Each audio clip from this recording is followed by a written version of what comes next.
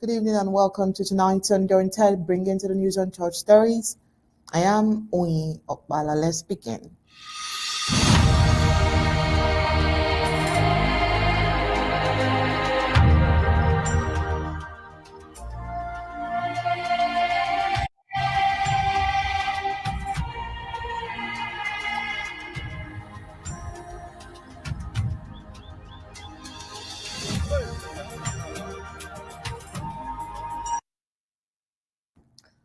On the 30th of June, a journalist, Mimi Memfo, posted a question that at best reveals what we can call a shallow understanding of the Ambazonian struggle, or worse, a deliberate distortion of history.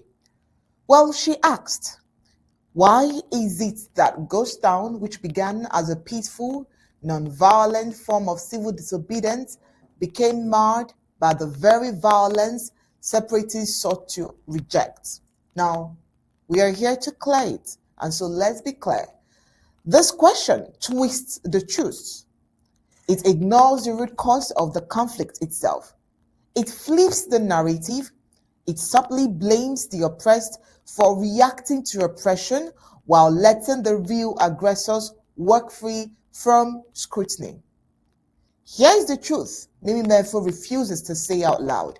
Ghost towns didn't begin with violence. Ambazonians didn't start with war. La République du Cameroon did. From bullet fired at peaceful protesters to villages burned to the ground, the violence was imported from Yaoundé, not born in Bamenda or Boya.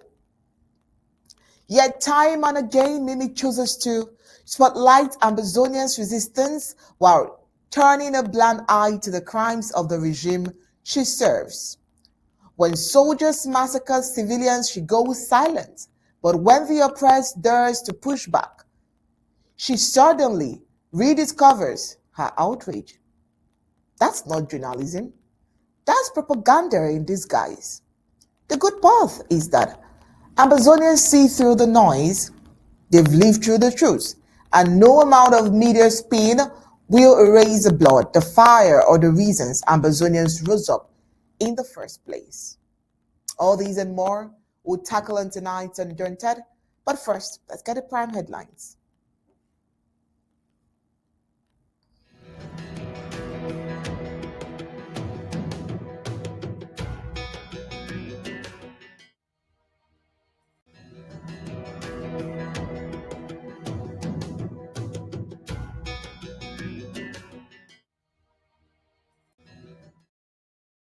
Headlines for tonight. The SDO for Ngoketunjia is still keeping a 3 months and a 2-year-old babies in detention.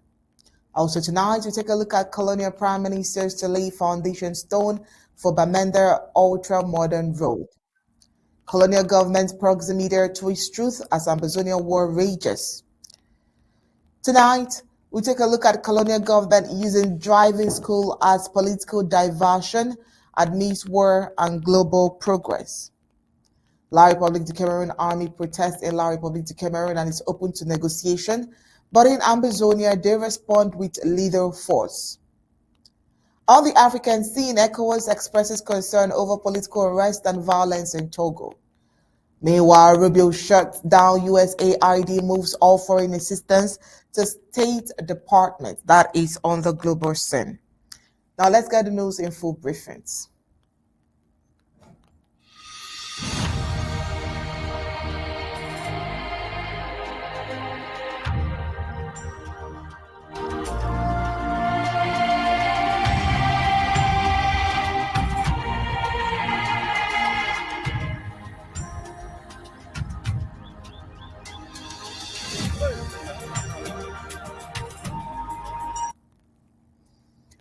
The detention of 7 villagers, including children as young as 3 months and 2 years, by colonial authorities in Ngoketunjia has sparked widespread concern.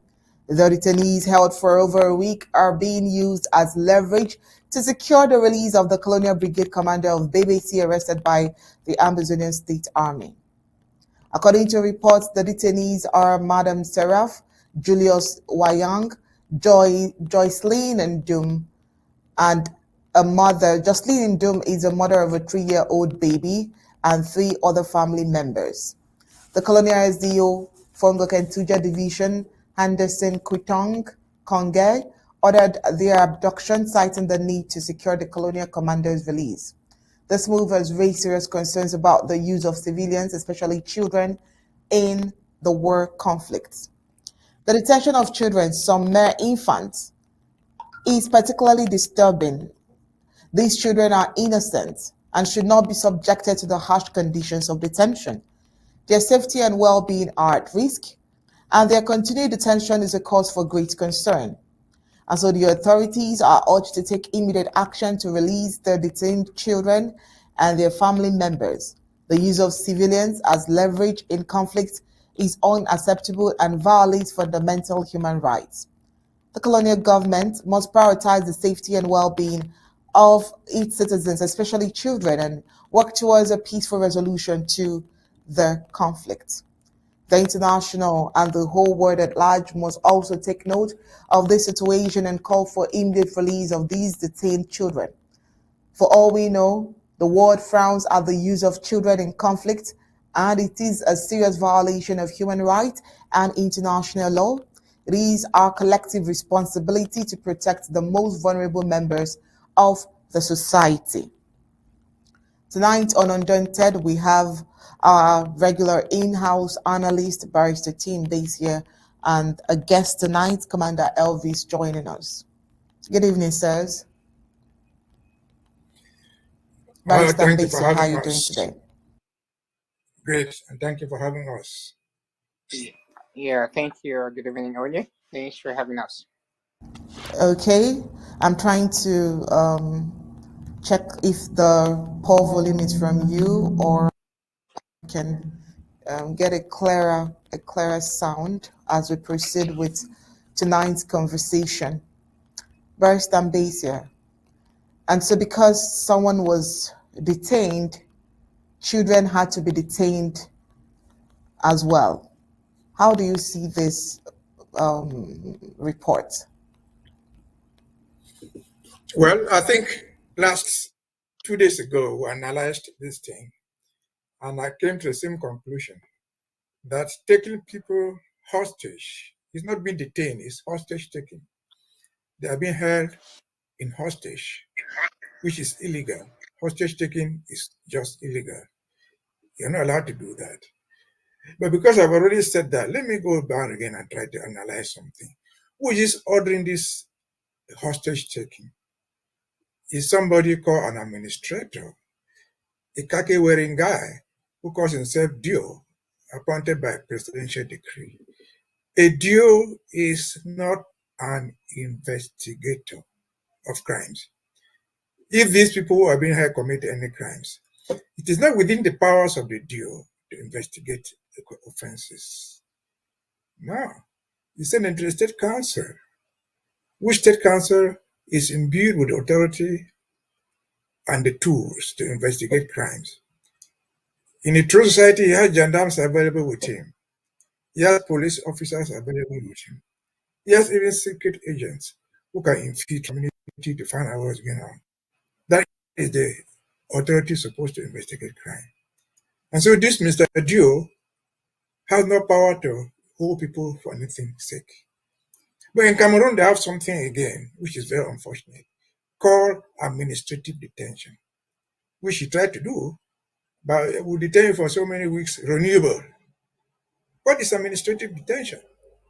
Just being held, legally or illegally, by some administrator or some khaki-wearing guy to fulfill his or their political motives. And so what is all this thing going to us? In Ambazonian of yesterday and of tomorrow, do we ever have any administrative officers? Call them dues. We also have dues who order people to be detained without bail. Because even the constitution of the Cameroon data they have, detention is the exception, freedom is the rule. And so they have no reason to hold these people in any form or shape.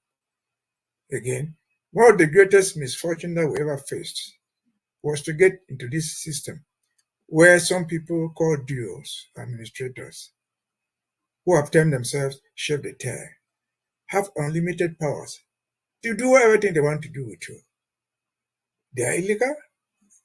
In the future, Ambazonian, there will not be such nonsense, such idiots trained in the school in Yaoundé, whose sole training is to go and torture people, whose sole training is to go and extract money from people, and extort, and torture, and go with impunity. And so, again, even if these guys have committed offenses, if they committed any offense which are even supposed to be investigated by the prosecutor, what have the babies committed?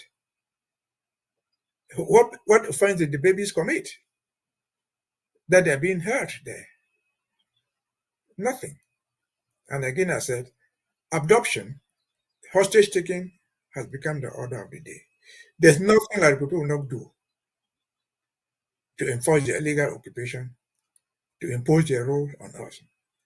They did it before, many other times before.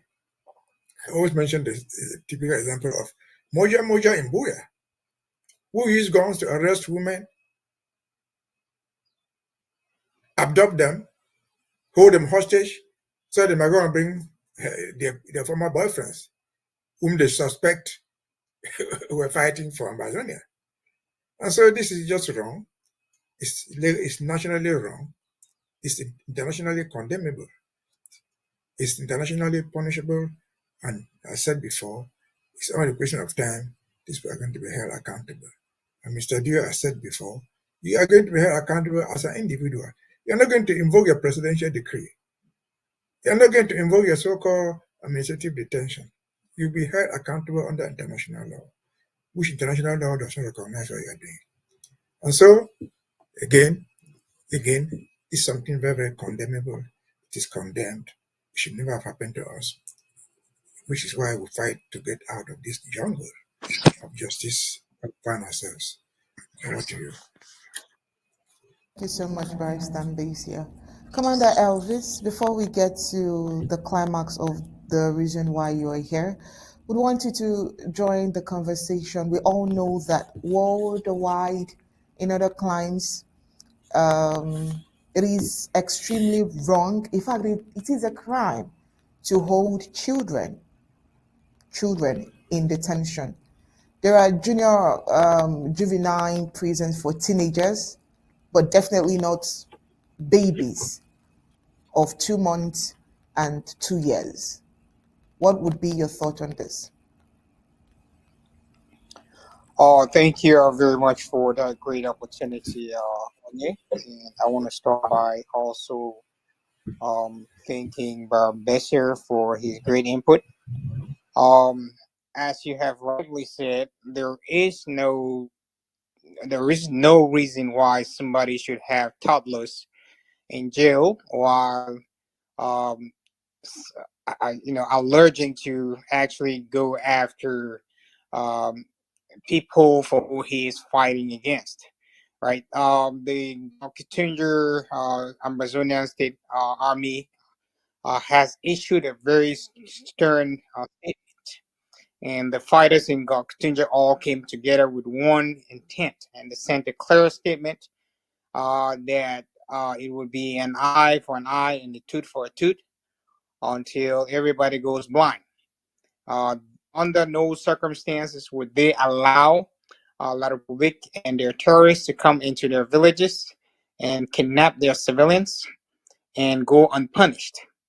For that, they have instituted a lockdown, which is currently in effect, making sure that there is no movement whatsoever. They have called on the release of those individuals detained unjustly by that colonial administrator, the so-called deal, colonial deal in Ngoketunjia. The Ambazonian State Army has come out very clear and unequivocal in denouncing those acts that they have carried out against their population. I don't think any human would find that just or find any reason for such an action. They claim that the Ambazonian State Army arrested one of their elements for which they know that they are in a war zone. And they have been advised to hand their weapons over at the nearest Ambazonian State Armed Forces barracks and be provided safe exit to neighboring countries. For the stubborn fly would always follow dead body into the grave. Those that have been apprehended, if at all anybody is apprehended, would face the law of the land. Amazonia, as they know, is the land of no return, where any Republic element that is sent to go and kill or distort or steal from the population is going surely never to return.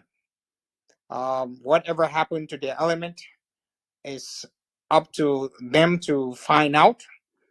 We do not have any clear confirmation that our forces apprehended any of theirs. We do not have any evidence of him in our keeping anywhere. So they have been carrying out such barbaric arrests for the longest. A lot of our civilians have disappeared in such a manner where they just come to a family, they arrest everybody in that family, they take them to prisons, and we end up not even knowing their whereabouts again. In the middle of the night, they take them and they go somewhere and just shoot them, throw them out there. This is a terror tactic that La Republic have been using on our population for the longest of times. Unfortunately for them, this time around, they have been caught with their hands in the cookie jar.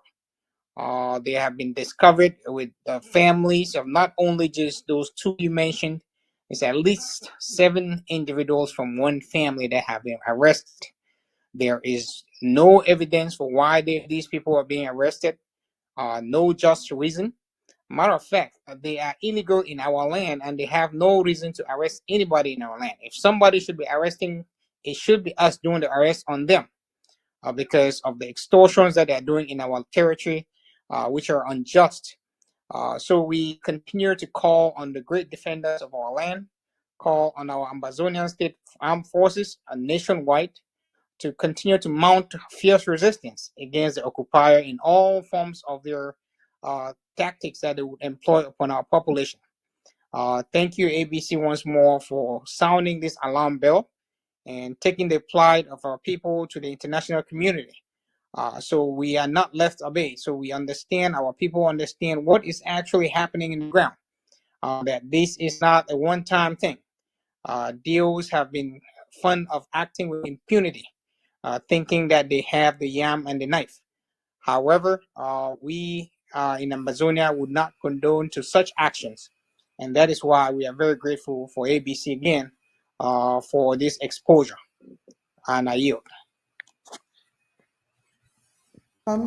And heading down to another important discussion for tonight, let's go over to Bowie County draft. Of course, in the heartland of Ambazonia, Bowie County continues to embody the defiant spirit of a people refusing to be erased. And so this weekend, the 5th of July 2025, the county will hold a strategic drafting exercise that will be aimed at reinforcing its local defense structure, which it's aimed at renewed threats from colonial forces. The drafting will be organized through traditional and community-based structures, and it will mark a bold reminder of Bowie's reputation as both a cultural and resistance stronghold in the Ambazonian liberation struggle. At the center of the county's resilience is its anthem, a powerful composition that echoes through the hills of Jakiri, Kumbo, Nkum, and beyond. More than just a song, the Bowie County Anthem is a rallying cry invoking ancestral pride and a promise to never retreat. It celebrates the heritage of the Nso people and other indigenous groups within the county, tying the commitment to freedom with the preservation of identity and dignity. And so as the drafting proceeds this weekend, the anthem will likely be sung across local government areas and villages, a solemn yet energizing reminder of why Bui fights. For many, it's not just about territory, it's about reclaiming the future, one county, one anthem, one draft at a time. And for all we know here on Undaunted, whenever report comes from the situation room and it's from Bui, it's always about success. Severally, myself, I've asked Barrister Mbeseha why it seems like Bui is on top. Bui seems to be at the peak of their game. Really, Bui have crowned themselves a town of no return. And I can remember the last time I asked Barrister Mbeseha, what can other counties learn from Bui? Oh, well, just maybe they need to come around on Saturday to see how they draft. Just maybe they will start from there. Well, I'm not the one going to be doing all of the talking. Commander Elvis is here, all the way from Bui County, and he's going to be telling us more. Commander Elvis, should we agree that one of the things that makes Bui stand out when it comes to security, architecture, and structure is the fact that you all turn up to draft every time it is a turn of Bui to draft, or there is something else? Please tell us more. Thank you again, Onye, for that great question. If I would have to talk about Bui, I would always like to pay tribute again to our great and a wonderful Vice President, Mr. Eric Ate. May his soul rest in perfect peace. Mr. Eric Ate, of blessed memory, was a great architect of the structures that Bui found himself in. And with his wisdom, he was able to have that foresight, and he made sure that we had very strong foundations in place that would lead in times that were really difficult for a nation as we find ourselves in. He was a man of wisdom. He was somebody that made sure that he held Bui like a son. He watered Bui like you water a flower. Made sure that all the weeds were taken out and provided all the nourishment that a mother would give a child to grow. So Bui was really in good hands all the way. Um, on that note, Bui is also been blessed with being a land of warriors. They are descendants of warriors, people that never back down, people that have a history of standing up for any occupiers that come their way. They fought the Germans a long time ago, and French and her proxies was not going to be something that the Bui and Salt people in particular would back down from. Ambazonia as a whole have learned great lessons from Bui, and Bui continues to be the breadbasket and the pride of Ambazonia. Bui's success is Ambazonia's success. We go as a team. We do not pride ourselves to be in any isolation, but we carry the whole Ambazonia with us. Ambazonians have been the great, I would say, wheel that has been spinning to provide resources that Bui needs so desperately for those great warriors to be able to provide the results that they do on a very daily basis. We cannot count in terms of numbers how many lateral public elements have been sent to the land of no return in Bui. The numbers, even La Republic herself know, are numbers that you would not even want to pronounce them somewhere. They're very scary for the enemy, and the enemy knows that. They cannot dare walk around in Bui freely, and that is the beginning of victory. They say the fear of your enemy is the beginning of wisdom. So La Republic's fear of the forces in Bui is already wisdom for them, knowing that at the end of the day, they would have to retreat. Now, the draft coming up is just another opportunity for Ambazonians to come and pay their civic, I would say, their duty to respect our heroes that have gone before us, to also pledge to hold firm La Republique and her proxy to account. We have our forces ready, and all we need to do is provide them with those resources that they need so they can be able to get the job done. I am very confident that the leadership in Bui, from her chairman to her finance team, her defense team, that everybody there is capable and competent enough. They have carried on this task for years now, and they're perfecting. Matter of fact, they have become more efficient at it right now.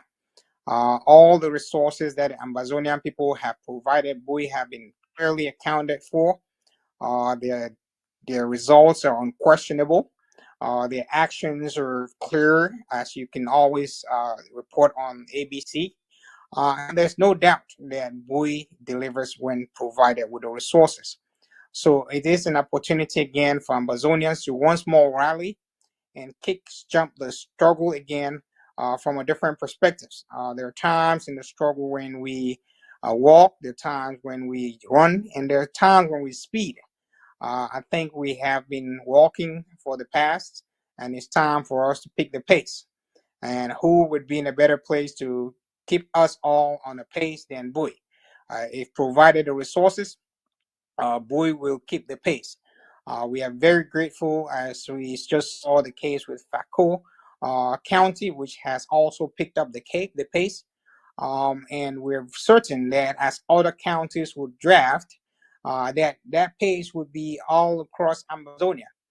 These are very critical moments. These are times when La Republique is looking to come through our territory and impose her colonial activities in the name of elections, sham elections in our territory. We can never allow that to happen. That would be over the blood of our fallen heroes. That would never happen. Our Ambazonian State Army continue to inform us that they are ready. They are capable, and all they need is for us to provide them with the resources, and they would give us a good job.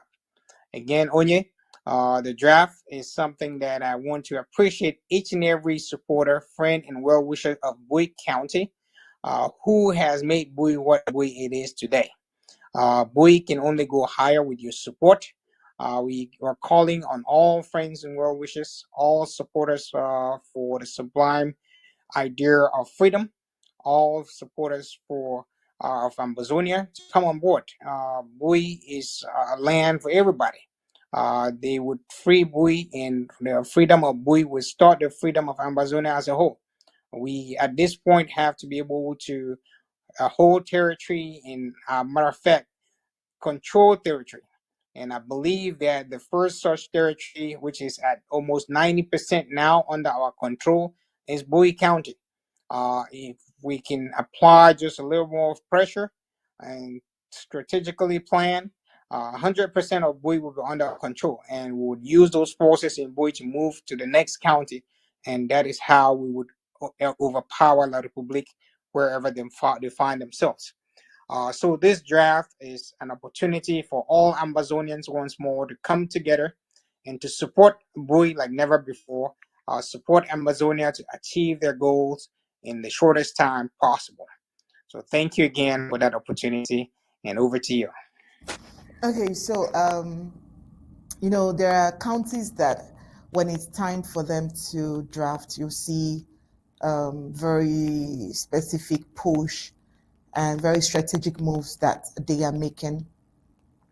Is there any strategic move that Bowie County would be making or between now and Saturday, because we're trying to give publicity and county members and everyone is gearing up? So are there strategic things that Bowie County is doing or preparing to do between now and Saturday?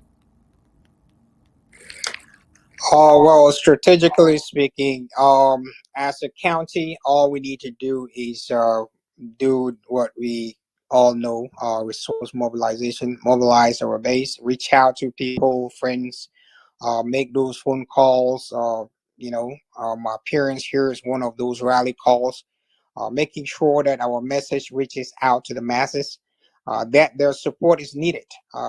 You should not think that your support is any small anything that you give with a clear conscience counts.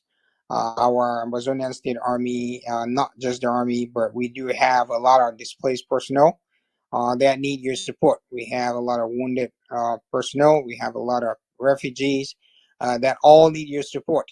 It is not done by one person. Many hands do light work. So my presence here is just to amplify that message, hoping that it will reach the masses, that we are calling on them to come on board.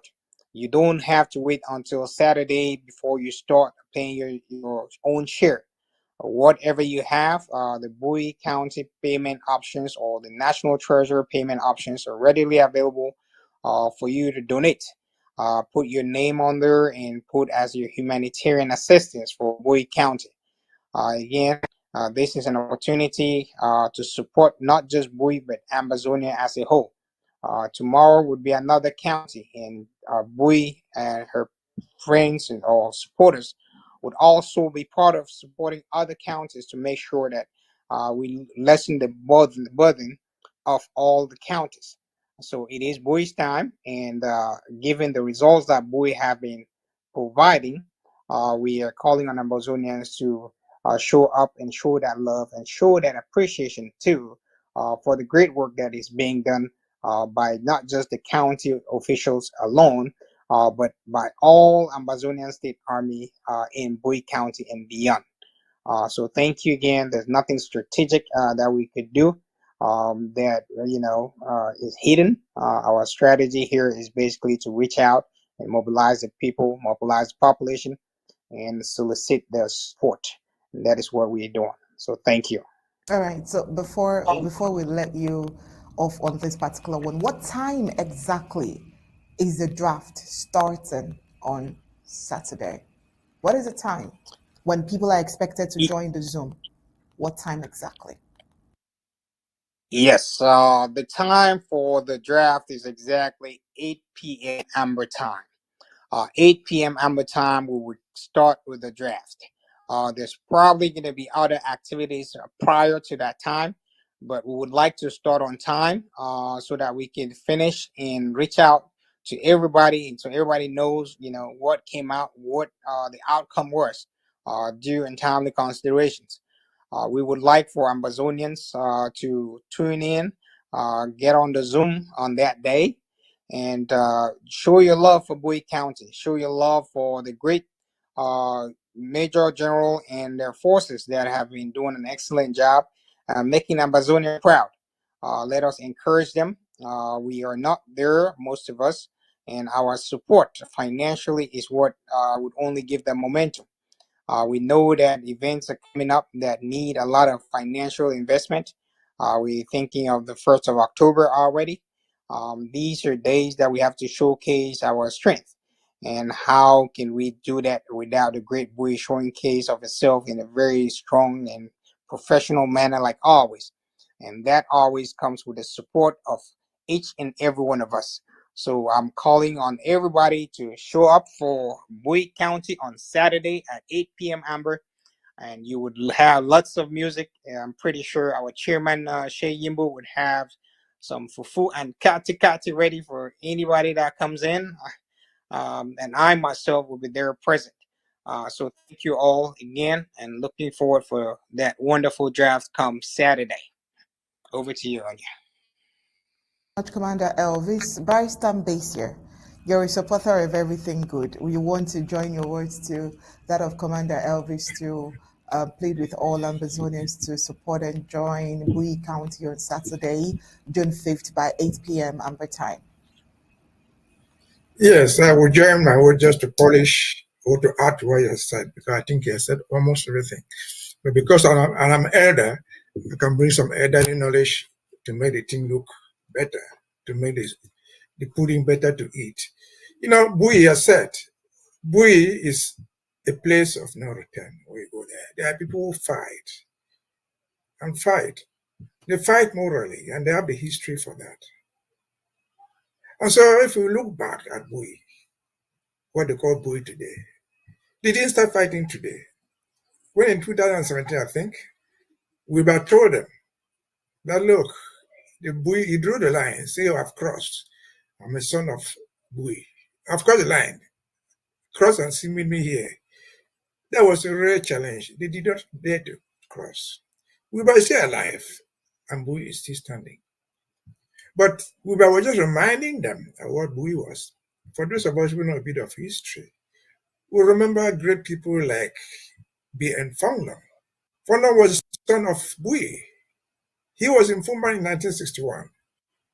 He wrote Shehu Med Omar. He witnessed this thing brought down. In 1972, it is Fonglong who tried to organize the resistance to the referendum. And he was threatened with arrest. That was Fonglong, a Bui son. We've always talked about Christian Toomey right here every day, Christian Toomey. He was a cardinal, he was a prelate, but that was the son of Bui, who told Yaoundé daily in their eyes, if the people want to go away, let them go. That was the son of Bui, talking as a prelate, talking as an individual, talking as a citizen. He was talking to them in their own eyes, in their own territory. He had lived there. He had worked in Yagua. He had worked in Douala. And so he knew the conditions that people live in there. And told Yaoundé, if these people want to go away, why are you forcing them? But above all, in the 1960s, when talking to the president was an impossible thing. The founder of Zo told Ahijo, here in So, the founder moved out of the palace. Visitors come to them. They don't go to meet the visitors. And he compared Ahijo, the president of the Federal Republic of Cameroon then, to come and visit in his palace, removing his shoe and behaving like any other person. What else did you expect from these people? These were moral fights, cultural fights. I wish the founder of So came back to life to see what his successors have become in the names of funds. Again, they were fighting. These were moral fights. Today, we're in a physical fight. And I said before, Bui, if we put every effort in Bui, we might not even need to go and draft other counties because the war will end in Bui. By the time that we're going to go to Manu, to Ngoketunjia, and other places, the war would have ended. The enemy would have left. Because I've said many times before, Bui might well be the Waterloo of Yaoundé. Waterloo, if you don't know, was the last fight that Napoleon tried. He was trying to capture the whole of Europe. He had not conquered everything. He had conquered almost everything. Got to Waterloo and met his doom and was finally defeated. He packed out, and that was the end of his adventure to control Europe, to establish an empire, the Napoleonic Empire. And so here we are in Bui. Yes, they can talk like Wilbur. They can have the spirit of Fonglong and Toomey. They can be blessed by the late founder of So, but they will need money. This is 2025. We need money to do all that they need to eat. Just to eat. To go through the cold, they need to wear some shoes. How less of getting gari, getting sugarcane, whatever thing they get. And so we should be encouraged that all wars, we don't win wars on all fronts. The final front is always one. This might be Bui. As I said many times before, the losses sustained in Bui by the Republic alone can make them pack and go. Because they are not reserving towns in Manfred, they are not reserving towns in Boya, in Kumba, and Babanda, waiting when they get there. No, they take all their resources to Bui and lose everything. That's the end of the war. But they will not lose everything by you and me just talking. They will lose everything by action. That action is based on our ASA on the ground. I will give them the confidence, we trust them. They have been up to the task. But with our encouragement, with our additional contributions, we shall prevail. Bui, in my own way, I would say Ambazonian is Bui. If all of us say I'm Bui, contribute your widow's mite. Let us go there. Support them. If the war does not end in Bui, when the next county will contribute the widow's mite. But for now, the focus is Bui. Because they have shown proof. They have shown that they are capable. If you have fears anything, they fear Bui. And so I can only add to what Commander Elvis has said. Let's go draft in Bui. Draft more than ever before, because that may well be our salvation. Over to you. All right, thank you so much, Bryce Mbeseha. The way you're so proud of Bui is the way we are also proud of Bui. I mean, I know you're not from Bui. I'm sure you're not from Bui, but you're so proud. You're so proud of Bui, and it's a beautiful thing. And so this just means that the success of the draft on Saturday is already 100%. But then, while we're still trying to ensure that the publicity for the draft on Saturday stays top notch, we have some other reports that we must also analyze in. And so, moving on with the rest of the reports this evening, we have this one coming in, which is a breaking news. A young woman has been found lifeless along the road linking Nigeria and the Cameroons, sparking very serious concern and a call for public assistance in identifying the disease. Well, according to an eyewitness account captured in an audio recording accompanying a widely circulated video, the body was discovered at approximately 9 a.m. on Thursday morning, July 3rd. The woman, described as being in her early 20s, was found without any form of identification or personal belongings that could help trace her origin. But then a Good Samaritan who came across the scene reported the incident and notified the authorities. He emphasized the urgency of locating the woman's relatives or acquaintances. The body has since been moved to the Sangale mortuary, where it is being preserved while investigations are underway. Officials urge anyone who may be searching for a missing daughter, sister, niece, or any female relative to visit the mortuary to aid in confirming their identity. Local authorities have not released further details pending confirmation of identity and notification of next of kin, as no signs of violence were mentioned in the initial report, but authorities are not ruling anything out as investigations continues. The public is encouraged to share any relevant information that may assist in identifying the young woman or uncovering the circumstances that may have led to her untimely death. Those with information can contact the local police or visit the Sangli mortuary directly. And then moving on to another interesting report which we got from last week. We have said that the media has not been fair to the Ambazonian War of Independence. Colonial government Proxy media tweets truth as Ambazonian war rages.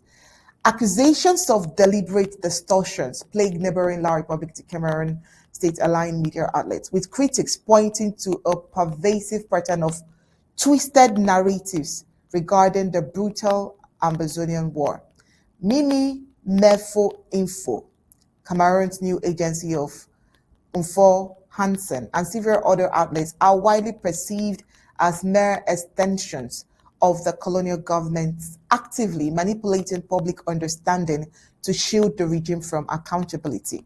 And so the integrity of reporting on the Ambazonian War is under intense scrutiny, particularly concerning figures within what carries the term proxy media.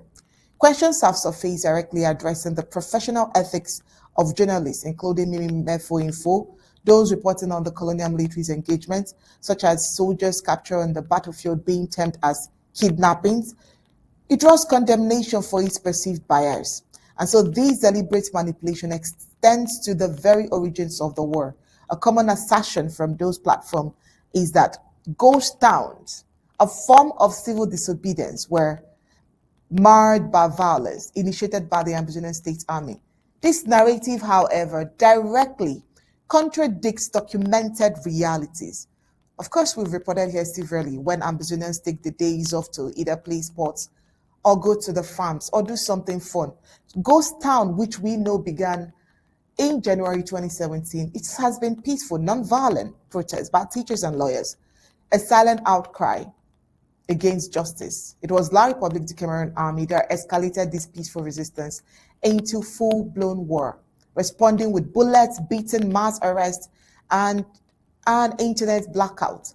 The cold-blooded killings of over 20 peaceful marchers on the 1st of October 2017 marks the turning point, prompting a defensive reaction from the people.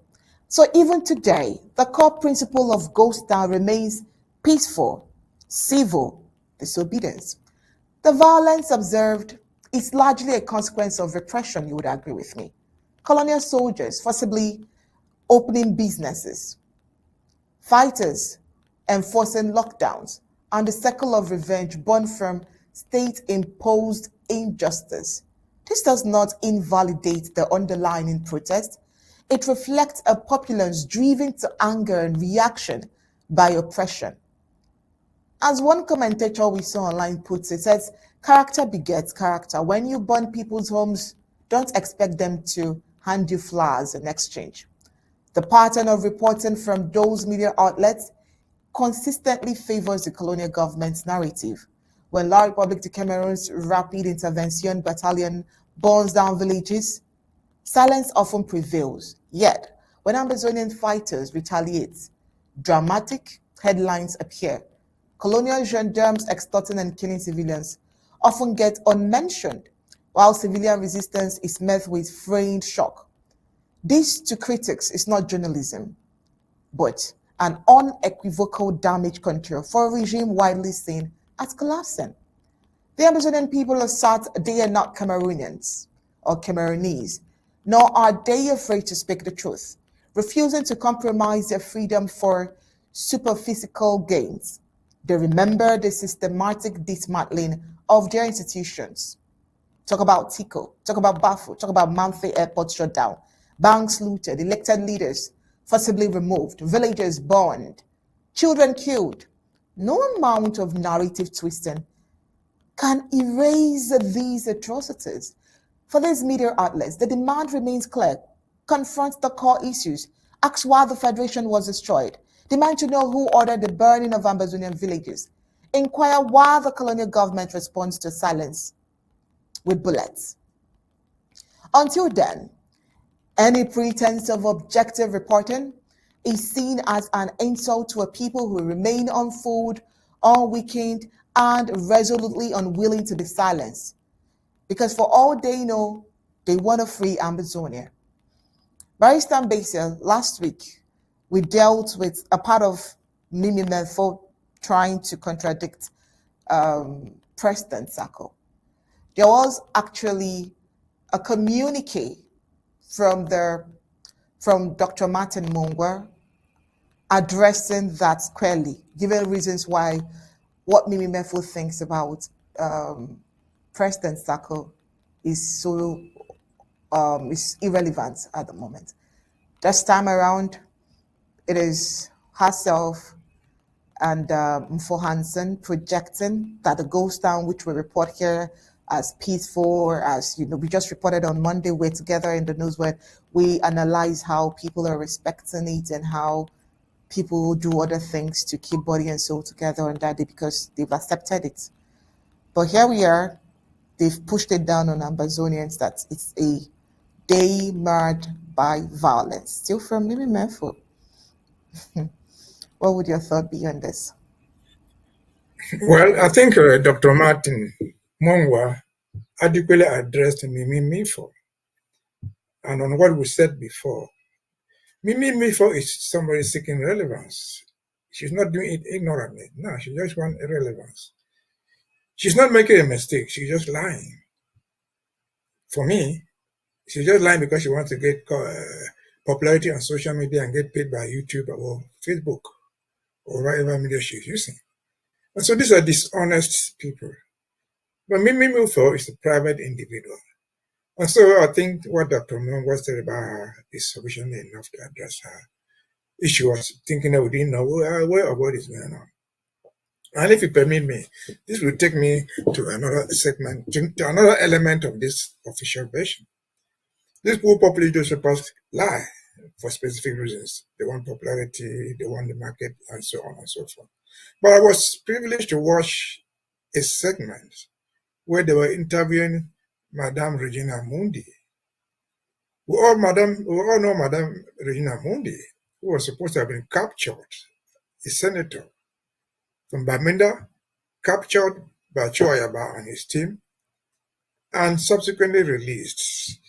She has written a book, a whole book about her ordeal in the capture.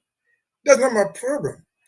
My problem is the interviewer who interviewed him publicly asked him, all this thing is going on, and you live in Bamenda. Have you had the opportunity to talk to your own constituents who are in prison? He mentioned Manchu BBC, for example, who is in prison in Bamenda, in Yaoundé there. He's your constituent.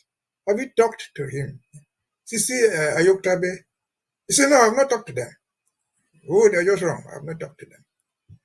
The person ventured again to ask, you are giving me this interview in the United States. You're in the United States. The bulk of this fighting is being organized from the United States. Have you talked to President Sako? Have you talked to Eric Tato? He mentioned all those names. Now that you're here, have you talked to any of them? No, I've not talked to any of them. They are just wrong. They should. I have talked to some people who were involved in the fighting who have just disarmed. This is a high-profile person whose adoption carried world news. This is a politician of a very high level. Above all, this is an old mother, a great-grandmother. And adopting children from Bamenda, where she lives, it meant nothing to her. All what was important to her was just she was driving a Prado with a security guard and a driver. And then they asked her, the interviewer asked her, we learned about the death of that your driver who drove with you that day. What happened to him? She has no answer. So these people who are just greedy, who are distorting the facts. Madam Mundi, by her age, by her education, she's a well-trained teacher, went to Colonial. She knows the history of all what we are fighting for. She's a politician. The epic center of the fighting we are told is in Bamenda. She's from Bamenda town. Manchu BBC, the demonstration are taking place in Bamenda. He's one of their constituents. Madam Mundi wants us to sympathize with her for being pretentiously adopted. Why pretentiously? Because she tells you her own mouth. While she was in Choyaba's camp, under grade number, whatever thing they call him, he asked for 2 exercise books, which they gave him. One he used in writing his will, one he used in writing his notes. That became the basis of his book, her book that she has published. She wants to pretend that she was detained, that she was adopted. Which they were able to give her material to take notes, come out and publish books. Whereas she cannot, and she has never been able to address the people that matter. She knows that this struggle is important. She knows those who started. She comes from the same town with Atanganji. She knows Paul Biya. Paul Biya begs her. She is even a senator appointed by Paul Biya. She has taken no step. If people at this level are so dishonest, how much do you expect from the Mimi force who are making capital out of the struggle? And so this is why we fight. And then taking it back again to the ghost town we're talking about. These are people who are accomplices to what we're going through. And if she had fallen into the hands of somebody who was instead helping her to write books, at the end, because she's selling a book, I saw her with a pile of books. She's advertising a book. And then she wants the struggle to end. What do you expect her to tell you one day? She has not been talked to Manchu BBC. They adopted her, she came back live. She's not in prison. There are Yoktabe and the rest who are adopted from Nigeria. She's not even able to say, look, that was wrong. Manchu BBC are unconstituent. Tasang, Dekin Tasang, and those who came from Bamenda. She knows them by name, she knows them physically. And in her privileged position, she could not say anything. What did she do? When, after Weber spoke in the front of Parliament, they started chasing him until he ran away. What did she say? Even with parliamentary immunity, that she knows very well. She's a very educated woman. She could not raise a finger to tell the government why you trying to catch this man for speaking on the floor of parliament. This is terrible. These are people that they want us to remember them. For what? I don't know. For complicity in the crimes, for complicity in the genocide, for complicity in the assimilation, or what? You ask her, she's publishing these books here because her children are here, enjoying the freedom of independence, enjoying the freedom of free speech. Why she could give a speech there, why she could publish books there. But she doesn't think about her great-grandchildren who are left in Bamenda, running the streets in Yaoundé, in Douala, in Bafoussam, begging bread. And so the Mimimi force are symbolic. But we have a bigger fight to fight. We have the Regina Mundis. She's not alone. She's just a symbolic one.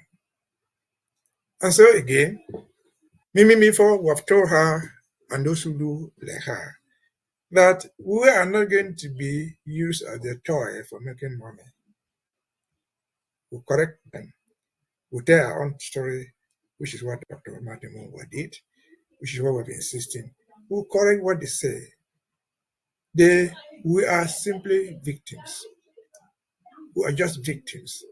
And I said a few days ago that look, whatever thing they say, ghost towns are orders, and there's a consequence for defiance.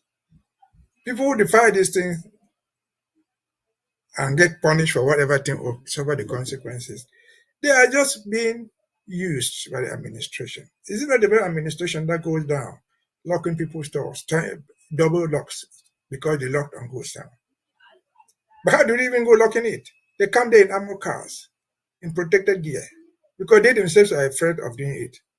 Then you, the ordinary guy in Monya, in Mass 16, in Quen, you will go out with a bare chest to show defiance to please a master who will not recognize your value. And so, me for, we're sorry to say you're on the wrong path. Because you know the facts, lying will not help you. Truth will prevail, like it or not. Over to you. Well, I love how you analyze this. And yeah, we still have more analysis coming in. And so while the words universities, push to the boundaries of quantum technology and AI to solve critical global challenges, the La Republic of Cameroon's government a day ago celebrated the inauguration of a driving school and a printing press at a university in Boya. To critics, choosing to embrace such outdated technology signals a profound failure of leadership and vision, especially in a community while struggling after years of an ongoing devastating war. Well, in contrast to the urgent demands of 21st century higher education, La Republic de Cameroon's Minister of State for Higher Education, Professor Jackie Fame Ndongo, recently presided over official ceremonies at the University of Boyer in the Atlantic zone of Fako. Well, the colonial government's focus was on the inauguration of a new university driving school and a printing press, trivializing the immense potential and pressing needs of a higher institution's learning. Fame Ndongo, alongside the colonial Minister of Sports, is also slated to open a university sports championship, further diverting attention from substantive academic pursuit. While leading universities worldwide are actively deploying artificial intelligence in agriculture, developing solutions for climate change and water management, are you talking about innovating in healthcare delivery and exploring the frontiers of quantum computing? Beer's educational leadership appears content with a significantly outdated agenda to claim a university driving school, fostering intellectual curiosity or alignment with our nation's drive for technology advancements. It's highly delusional. The driving school, officially sanctioned by the Colonial Ministry of Transport, has been presented as a step forward towards professionalizing education and creating new income streams. These initiatives involving equipment from a French partner promises to train drivers across various categories and issue international licenses, even suggesting an automobile repair department. But the very notion of a university dedicating resources to such a venture in an era rapidly progressing towards autonomous vehicles exposes a critical lack of foresight from the governing elite. Amongst the questions critics are pondering upon, the most daunting is what real academic rigor or future-oriented research is embedded in operating a driving school. While schools have been destroyed, academic life disrupted, and the generation education jeopardized by the very war the colonial government has failed to resolve, the BA regime is most focused on its upcoming October 2025 presidential election. The proof is found in these recent actions and inauguration, which are a strategic political maneuvering. They aim to project an image of competence and stability calculated to sway public opinion and secure support for the current incompetent administration. Right, Mbeseha, there are two things happening here. One is elections are around the corner, and so projects are being initiated every day to make the people forget about some of the things that they should hold there. Secondly, is the fact that people, I mean, driving schools can be owned by individuals. I mean, it's one of those entrepreneurial, skills that people just have aside and use it to, make monies and all of that across some other climes. But it's amazing that that is what a university is doing at this time. You would want to ask, which road are they even going to drive? Or are they going to learn to drive through? You want to ask critical questions. When and where are they driving these cars to? So many questions here to ask.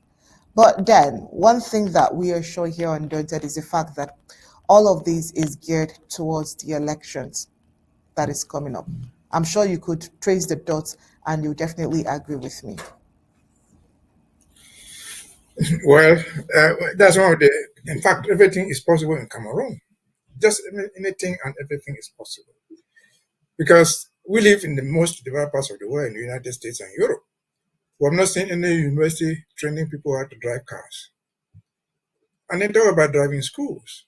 As you have rightly said, all those cars that don't have any place to drive in Douala and Yaoundé, those drivers went to what driving school, they went to which faculties? They didn't trade at the corner there. They haven't learned it there. They go and buy the driver license and they drive around. So the talk of a driving school, to be, I don't know whether they call it a school or driving faculty or whatever they will call it, but it's shameful. Because I remember the University of Boya was opened in 1993, more than 30 years ago. That university has a faculty of engineering, in addition to the School of Engineering. All the engineers that were produced in the last 30 years, how many of them are able to dismantle the engine of that small car, just taking the chisel and taking it down and rebuild it, not even just rebuilding what somebody has done for them. And yet they have graduated as engineers. You ask yourself, engineers of what? And then you ask again, if people have to go to a driving school in 2025, university driving school, we live in Europe and the United States. The cars have moved from fuel cars to electric cars. Here in the United States where we live, the cars are driverless cars. The cars drive themselves. So they are still now 40, 50 years behind technology. They send children to a certain thing they call faculty of driving in Boya. It's shameful. Shameful.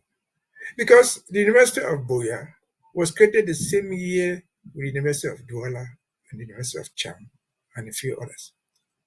The University of Douala has about 10 professional schools under it, in everything that you can find. But it has nothing. We heard somebody asking somewhere not long ago that they should come and open a campus in Samilima to do what we don't know. The University of Boya has the least developed faculties. They have nothing. They don't have any other schools. At the very least, Bamenda, which came after them, they created something they call a school of transport. A school of transport or faculty of transport. If they needed driving, they should go to that type of nonsense. And so what is this boy to show? Nothing. They are all political toys. You see those cars they put there, they are supposed to learn driving there. That's why they're supposed to teach children how to drive with those cars somebody gave them. How many of those cars can drive even from the university campus in Boya, in Moriko, up to Boya town? How many of them can drive there? There's no road for that small tiny thing. They cannot even go around campus because there's no road in the campus. So this driving school they are trying to open is to save who and for what we don't know. They are all political promises meant to satisfy the youth. School, driving school. Is this where the children will go? Where the police will not come into the campus and rape the girls, as they did in 2016? Where's the computer program that they had there? He died. Mr. Famen who was cutting that ribbon there, took 15 billion to China and brought tablets that were not working, and they stole the money. And so behind the endeavor that they do, you see craft, you see graft, you see theft, you see orchestrated politics and things. Until the people running the school, the University of Boyas, so to say, have the defend. If they cannot conceive something academic, professionally academic, something worth the name, they better shut down. They better go home and rest.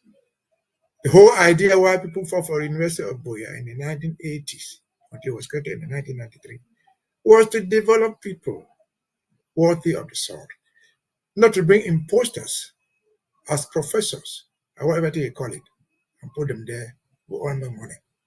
You remember? So the people were in this early struggle. Agwambala, for example, he was giving some part-time lectures in law on the University of Boya. But because he was teaching, he was an Ambazonian, they fired him for teaching the history of Ambazonia in one of his courses. They fired him.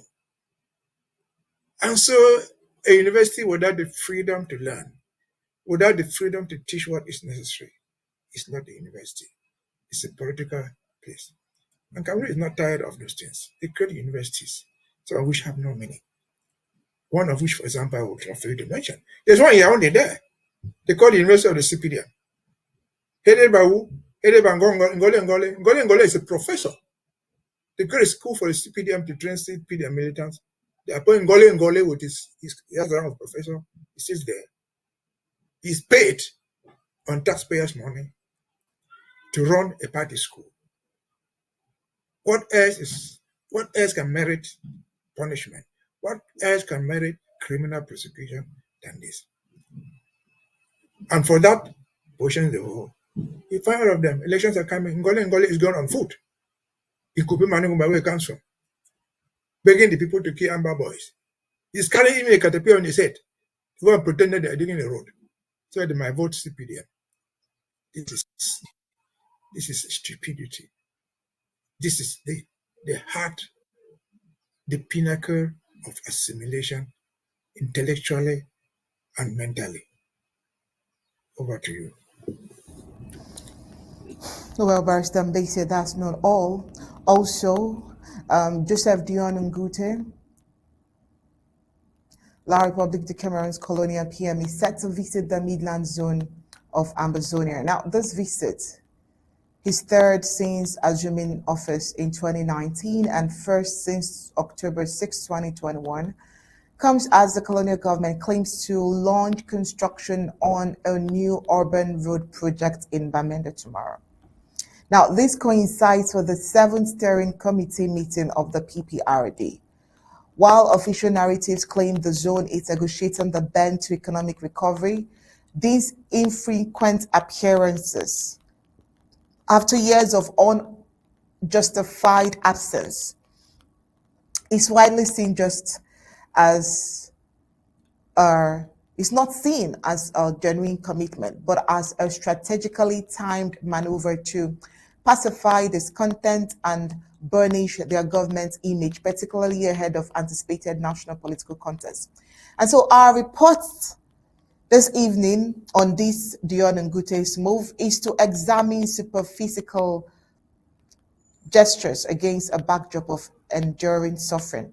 So for a decade, the urban landscape of Bamenda has been synonymous with decay. Residents have navigated a city center plagued by crafted roads, a direct consequence of years of underinvestment exacerbated by a brutal war.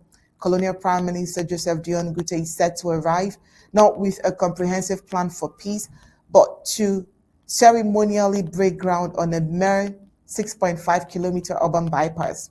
This gesture, according to critics, is a calculated attempt to project an image of normalcy where none exists, carefully orchestrating to project responsiveness. The neighboring government's statement frames this belated construction, arriving weeks after minimal compensation was paid for destroyed properties, as a welcome relief. Yet, for a population accustomed to hardship, this is seen as an insult. The so-called Presidential Plan for Reconstruction and Development, or PPRD, under which this project falls, has been active for years. Its track record, however, points to piecemeal intervention rather than systemic recovery. While a small stretch of the road is addressed, a vast swath of the zone remains cut off, and essential services are critically under-resourced. Such select investments are often perceived as tactical, aimed at demonstrating actively where deeper problems persist. Dion Ngute's agenda includes chairing the PPRD's 7th Steering Committee meeting on Friday, July 4, 2025. Their discussions will touch on other road projects, including sections of the 364-kilometer Bamenda Ring Road, an initiative supported by the French Debt Relief Fund. What remains unaddressed are the thousands still displaced, the countless livelihood decimated, and the persistent insecurity that renders any meaningful economic revival impossible. These limited high-profile engagements risks being seen as voter-gathering exercises rather than commitment to holistic national development. Education and access to clean water, fundamental human rights, also feature on the committee's agenda. Plans for a handful of new schools and solar-powered water points are being presented. These isolated additions, however, are a drop in the ocean compared to the wholesale destruction of infrastructure and the profound disruption of daily life for an entire generation of children. The government's slogan to build back better ring hollow when the fundamental security and stability required for true constructions are absent. So while the BS regime highlights scattered achievements, the construction of a market and way stalls in the Baligisan or a single bridge linking Mile 3 and Mile 4, these isolated successes cannot obscure the widespread devastation. The people of Bamenda, and indeed the entire Ambazonian community, are not seeking superphysical fixes or carefully timed gestures. They demand their freedom from a war that has defined their existence for nearly a decade. While these core issues are confronted, every foundation stone laid, every ribbon cut will remain in the eyes of many an empty promise designed to serve political ends rather than the needs of the populace. Barrister Mbeseha.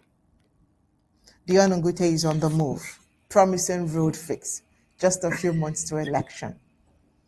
All of these are strategic election moves from their if I were in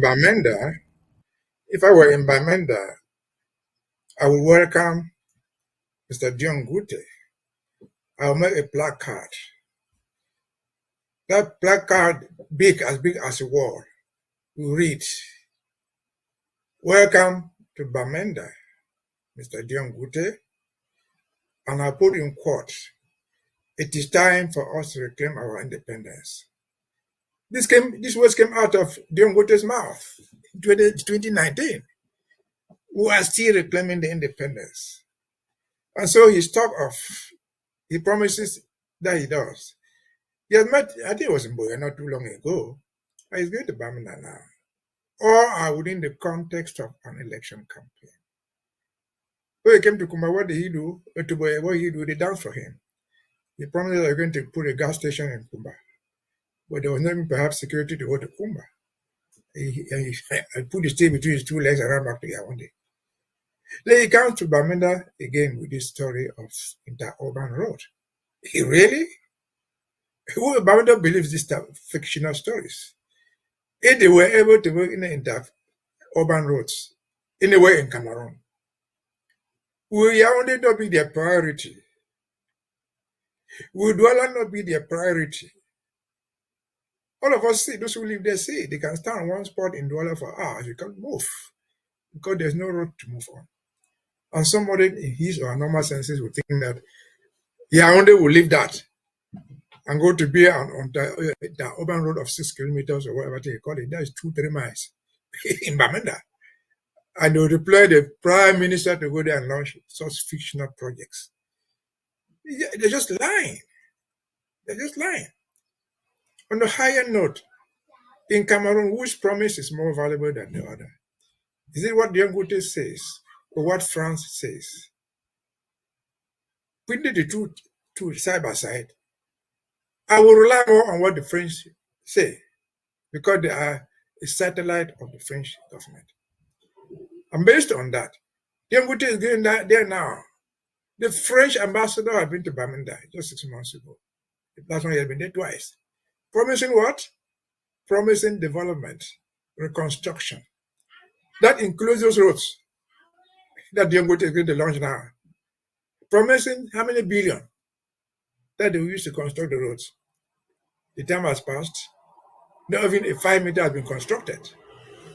And Mr. Ngoketunjia is coming there to tell us that it's coming to be an inter-urban road and be what they call a bridge, which in modern sense is just a culvert somewhere. Who is going to believe this sort of fantasies? Who is going to believe this sort of line? Again, this is 2025. More than 6 years after Mr. Ngoketunjia presided over the national dialogue, which initiated whatever thing they call reconstruction. Reconstruction, 5-7 years after, has done nothing, even though it was never any reconstruction. Because the reconstruction, if there was ever to be one, it should not be roads, because the war did not destroy the roads. The roads were never there. Reconstruction should be reconstructing the houses of people they built. Should be reconstructing the schools they destroyed. Not building roads that they did not even own. That is not reconstruction. It is a construction of a new road. And so these people just think that we're all so stupid, who are so dull, to see left and right. And so this is election promise. It is too late. We feel sorry for Mr. Ngoketunjia. I wish I were him. But if I in his position, it looks impossible to resign because they live in a court, in an occultic world. If you leave, they kill you. If you oppose, they neutralize you. And so they have been caught up in their own trap. For Bamenda people, for anybody Ambazonian, you take anything from these people at their own risk. They are liars, perpetual liars, criminal liars. As I mentioned the case of Kupuma Ngoma a few minutes ago. Is that unique? No. It's something that's repeating itself in the BLM. It's repeating itself in Manu. It's repeating itself everywhere. So, Ngajira was voted the best MP 2 days ago. For doing what? For helping to kill his own people. This Ngala Gerard, who sponsored Ngarubu, had killed the children there, burned their corpses. And somebody out of his or her senses will vote him the best MP. This is Ngala Gerard. This is Madame Mundi, who cannot stand on the floor of parliament to say there's something wrong with my own people. They are dying. And yet, they are what? They are senators. They are MPs. They are prime ministers. They are also ministers. And so it's a shame. This is a masquerade with the whole idea of putting back a certain poor bear, a non-existing human being, so that his corpse can be teleguided to use to fight the war against Ambazonia. They used to pretend to rule Cameroon. They used to pretend to be a 6-kilometer road that is 4 miles in Bamenda. They used to open driving school in the University of Boya and one gas station in Bamenda, another one in Bamenda, in Kumba. This is shameless, people. I wish we had the opportunity, we had the capability to sanction, to punish them. But without it now, the days are dawning. We feel sorry for them. There will be day for them to answer for what they've done to us. They are conspirators. They are conspiring with the enemy to kill our people. In the pretext of ghost town. In the pretext of administrative detention where they catch babies of 2 months and keep. I don't hear any word from those guys. You don't hear Ngute, who is 70-something years old. He must have grandchildren. If those children being held in Ngoketunjia, where his own grandchildren, will he keep quiet? No. Mr. Musonge, sitting there, I worry about the corner nonsense. Well, truth and bilingual commission. If the children being held in DAP, were your own children or your own grandchildren, who are being taken hostage, you keep quiet. Certainly not. Madam Mundi, who is parading around the United States now as a senator, a great-grandmother, if those were the children of your own children, you are living in your children's houses here, will you keep quiet? No. Shame unto you. We hope, if God does not change your mind, the devil will. Over to you.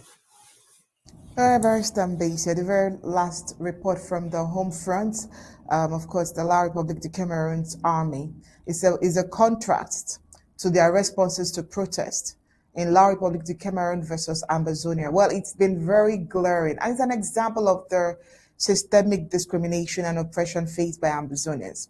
So while protesters in La République de Cameroon are met with a willingness to negotiate their counterparts, in Ambazonians, they are met with bullets. In La République de Cameroon, protesters are often able to express their grievances and demands without fear of reprisal. The La République de Cameroon Army and Colonial security forces engage with protesters, learning to their concerns, listening to them, and working towards finding a solution. This approach demonstrates a commitment to upholding the rights of citizens and promoting peaceful resolution of conflicts, which is the right thing to do anyways.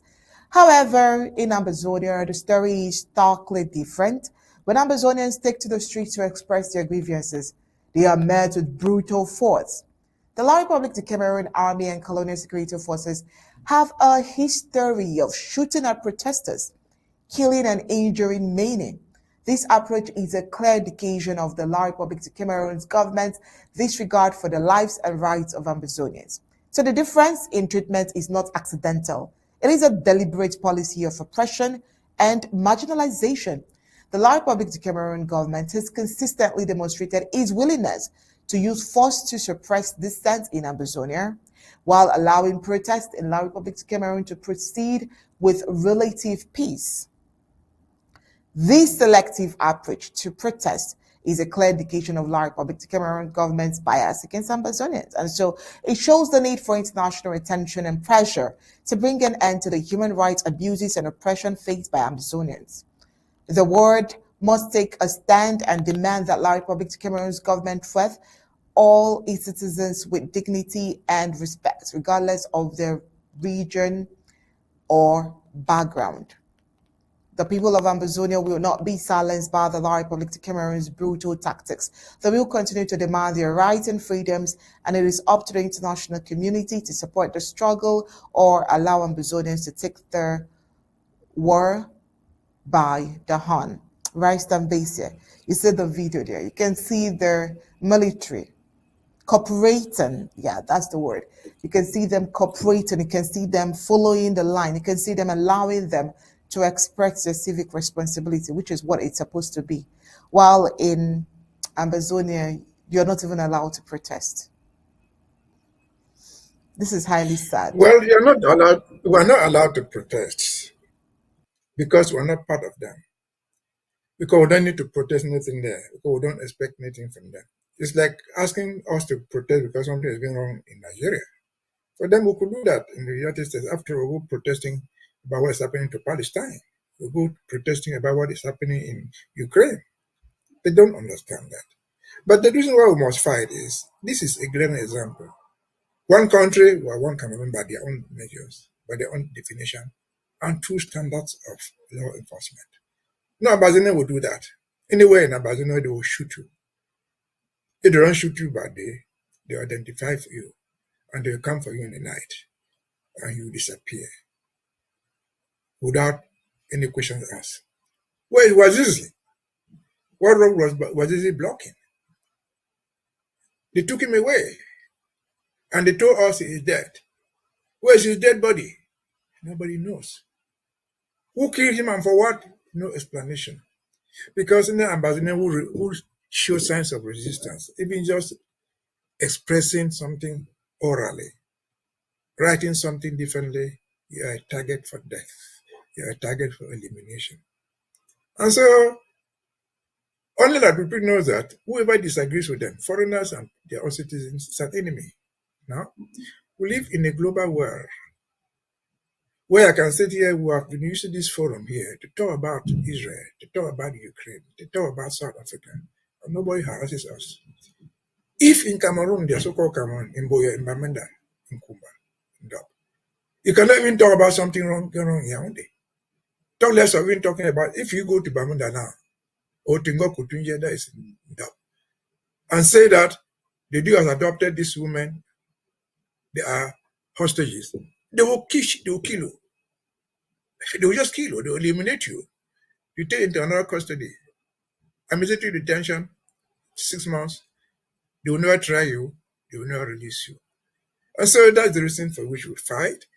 That's why we don't belong here. We should never have been associated with them in any form or shape. But unfortunately, we're forced into this thing by a very unkind master, by an overlord, someone who will sell you into slavery. You don't expect that person to follow up and see if your slave master is treating you well. The British sold us into this slavery. And what happens to us here as slaves is not material to them. The United Nations sold us into this slavery because they were the guardians, they were the custodians. And now we're in the hands of the new slave masters, the new colonial masters. What happens to us is our own problem. And so we have to fight to liberate ourselves. And again, I'll end it by reminding ourselves, drafting for Bui is liberating ourselves. And we shall liberate ourselves one town to the other, or all towns at once. But we must be free. Come day, come sun, come rain. Over to you. This year has been a long night with us here on Undaunted. Thank you very much for your patience in analyzing each and every report we bring to you. We put on the front burner for analysis. Thank you so much for always being very calm and diplomatic, as well as being educational with your analysis. Well, this is where we'll let you go for tonight, because we know we'll see you again over the weekend, where we all gather to draft for Boyi on Saturday, July 5th, 2025 at 8 p.m. This is where we'll allow you to go have a proper rest. But when we come back right after this short break, we'll take a walk into the ECOWAS community, as they have expressed concern over political unrest and violence in Togo.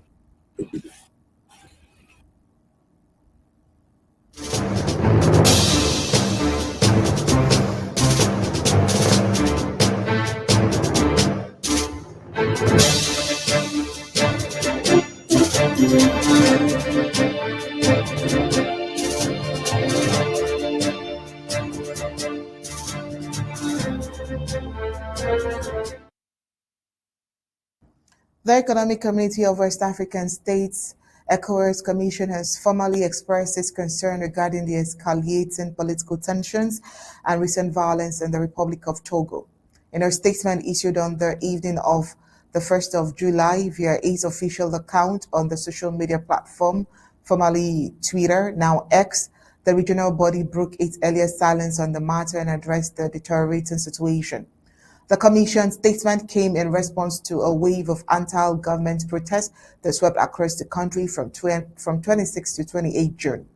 These demonstrations aimed at challenging the continued rule of President Ghanissibe and the perceived constitutional overreach were met with a forceful crackdown by security forces. According to multiple sources, at least 7 people were killed during clashes between protesters and police, with dozens more reportedly injured or detained.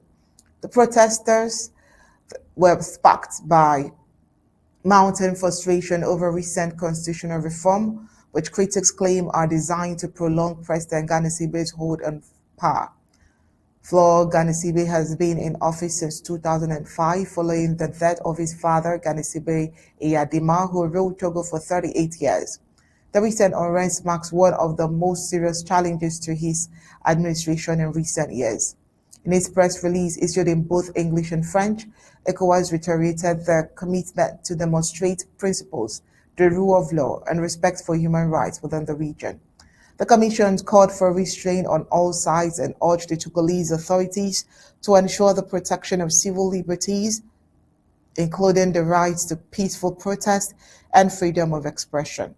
While ECOWAS did not initially comment during the protests themselves, its eventual statement signals growing regional concern over the protest for instability in Togo and its implication for West African security and governance. The Commission also encouraged dialogue among stakeholders as a means to diffuse tensions and find a peaceful resolution to the political impasse. The situation remains fluid, and international observers continue to monitor developments closely and will definitely bring you up to speed with latest development, just like we've been doing. Right after the break, we'll get into the globe to see what's happening with the USAID funds and the Secretary of State Marco Rubio's statement.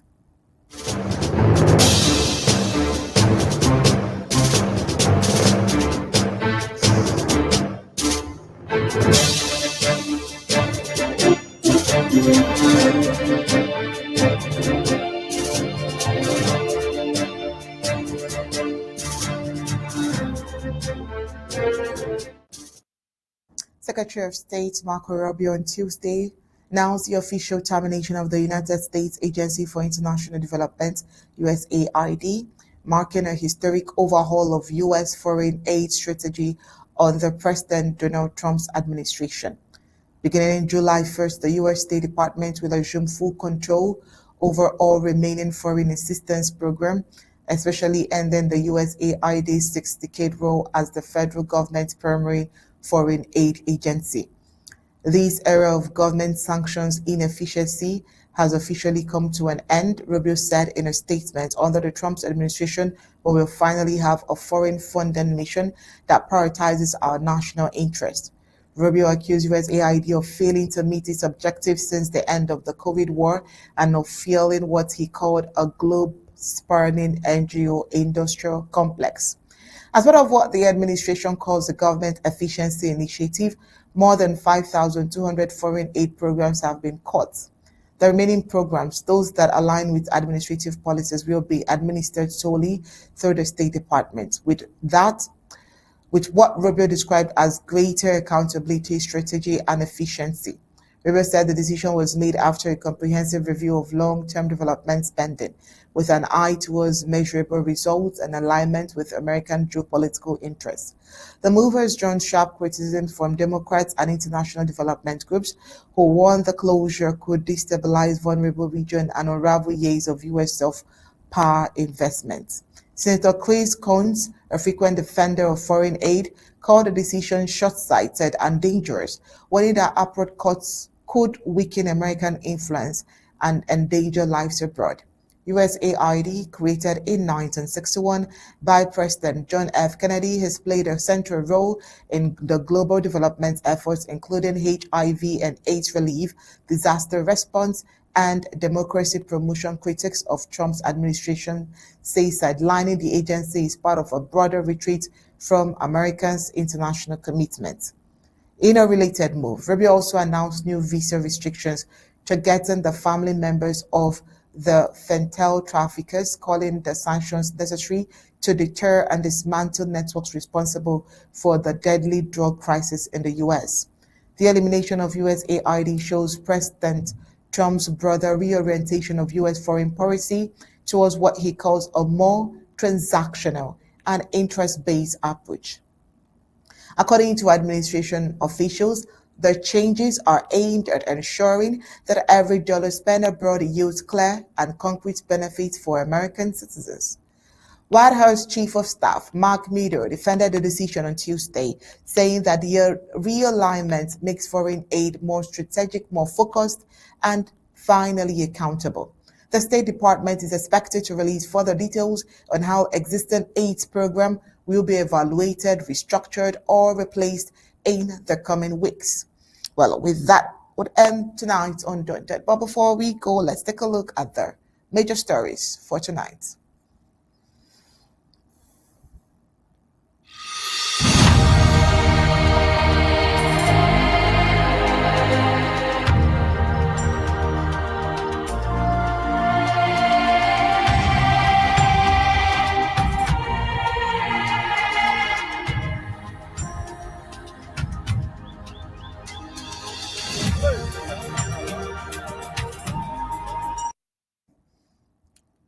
All right, tonight we told you that the SDU of Ngoketunjia is still keeping the 3 months and the 2 years old children in detention. Colonial Prime Minister is to lay foundation stone for Bamenda intra-urban road. Tonight we told you that Colonial government's Proxy media is twisting the truth as Ambazonian war rages on. Colonial governments is using driving school as political diversion against war and global progress. Also tonight, La Republic du Cameroon Army supports protests in La Republic du Cameroon and said it's open to negotiation. But when it comes to Ambazonia, they respond with a little force. On the African scene, we told you that ECOWAS has expressed concern over political unrest and violence in Togo. While on the foreign scene, Rubio shuts down USAID, moves all foreign assistance to State Departments. That's it for tonight's Undaunted, bringing into the news on top stories. On behalf of our in-house analyst today, Barrister Tim Mbeseha and Commander Elvis, and of course the team of technicians responsible for tonight's production, it's good night and God bless you. We leave you with ABC Amba TV images.